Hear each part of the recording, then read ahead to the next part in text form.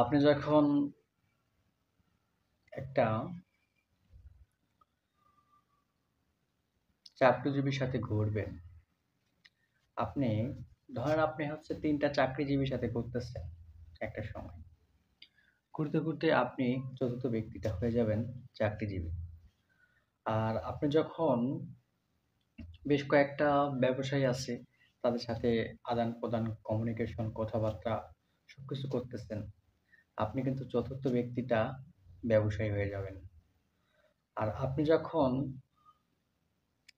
একটা ব্যক্তি ভ্যানালাওয়ার সাথে গল্প করতেছেন, ৪-৫ টা ভ্যানালাওয়ার সাথে সময় দিচ্ছেন, আপনি তখন অটোমেটিক কিন্তু ৪ নাম্বার একটা ভ্যানালা হয়ে যাবেন।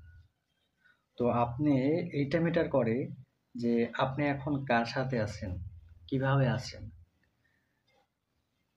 এইটা যখন আপনি বুঝতে পারবেন যে আপনি আপনার ভবিষ্যৎ কোথায় নিয়ে যাবেন। আজকে যদি আপনি ব্যবসায়ীর সাথে থাকেন, তাহলে আপনি একটা ব্যবসায়ী হয়ে যাবেন। আজকে আপনি জাপানি ল্যাঙ্গুয়েজের স্টুডেন্টের সাথে থাকেন, তাহলে আপনি একজন জাপানি ল্যাঙ্গুয়েজের স্টুডেন্ট হয়ে যাবেন। ঠিক আছে? তো আপনি যার সাথে আছেন বর্তমানে, আপনার ভবিষ্যৎটা কিন্তু সেইরকমই হবে। কোথায় আছে না? যে সঙ্গদোষে লহবাসে, সৎসঙ্গে স্বর্গবাস, অসৎ সঙ্গে নরকবাস। আসলে এই কথাটা সত্যি। ঠিক আছে?